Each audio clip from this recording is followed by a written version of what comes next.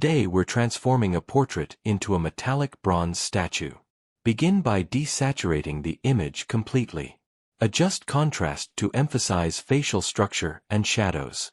Add a bronze color overlay and refine tones with color balance, shifting toward warm golds and deep browns.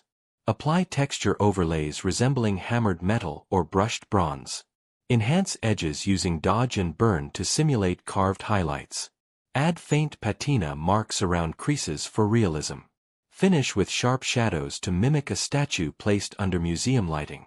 Your final result resembles a sculpted bronze monument. Let's give your portrait a timeless, metallic identity.